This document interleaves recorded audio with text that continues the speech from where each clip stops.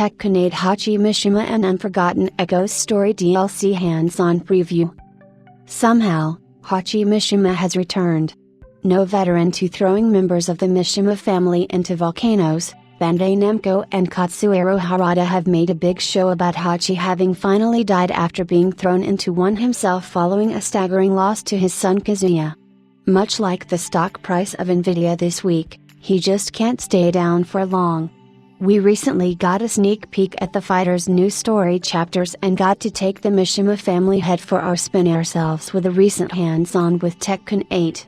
In a candid chat with Michael Murray between rounds, he confirmed that Heihachi will not receive a character episode, as the Unforgotten Echoes story content serves the purpose of giving Heihachi a narrative all his own. Those who may have wanted a more light-hearted take on the Tekken Zaibatsu's former head will sadly have to make do with a bit of creative dress-up and some fun in the sun with Tekken Ball. Bandai Namco permitted us to see through the entire narrative of Unforgotten Echoes but limited what we could showcase and talk about to the first 5 chapters of the narrative. The narrative largely jumps around between a few key players of the Tekken force, namely Jin Kazama and the current Prime Minister of Poland in the Tekken universe, Lidia Sobieska.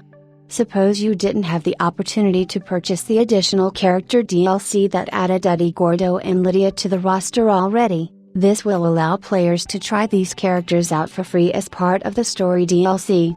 At only a couple of hours runtime, it's more of a brief appetizer to bringing Tekken's big bad into the center stage again while leaving Yoshimitsu on the sidelines once more.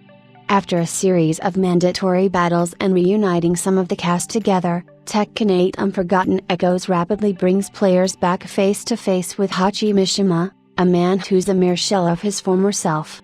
As Lidia, Yoshimitsu, and Eddie are brought to get her, they're introduced to a sect of Tekken monks secretly training in the forest for reasons best left for the player to discover.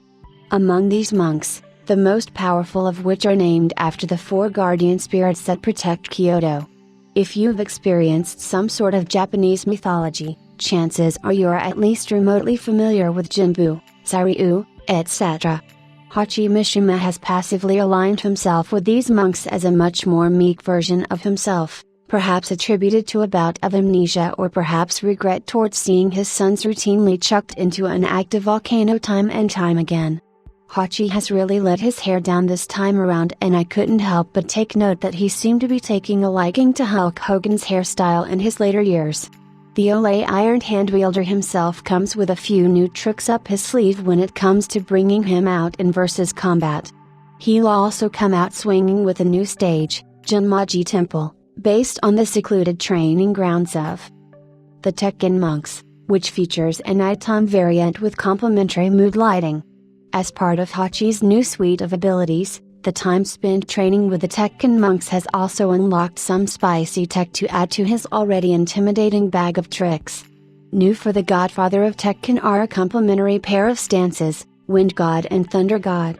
Each can be linked into as part of certain combos and augment his already impressive moveset with some additional tools.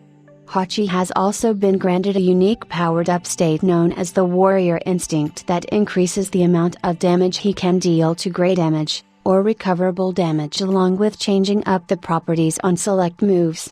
This comes with a trade-off with only being able to be activated after going into heat mode 3 times in a match, so this may be the trump card players might need to come back like a level 3 X Factor. If reliably pulling off an electric Wind God fist is something that's still outside of your muscle memory, hitting it in Warrior Instinct might even eliminate the need for frame-perfect execution. I'm still on the fence about Heihachi Mishima's return to the Tekken 8 roster, as I thought it was a bold move to finally kill off one of the series' most infamous antagonists after so long, but I have to respect the way that Tekken 8, Unforgotten Echoes was able to bring the figurehead back in a way to feels deliberate as part of the greater story and giving him a side that's more than just pure chaos. On the other hand, I'm not looking forward to eating another axe kick to the face after taking so many of them over the decades. Heihachi Mishima will come to Tekken 8 on September 30th if you have the playable character Year 1 pass. Otherwise, he will be available on October 3rd for purchase. If the pricing for Lidia and Eddie still holds true, Heihachi Mishima will be available as a standalone DLC character for $7.99. The new Unforgotten Echoes story expansion will be a free part of the version 1.08 update for all players, allowing players to go hands-on with Heihachi, Lydia, and others while also bringing in a few new features including a customizable main menu to change up your favorite fighter on display.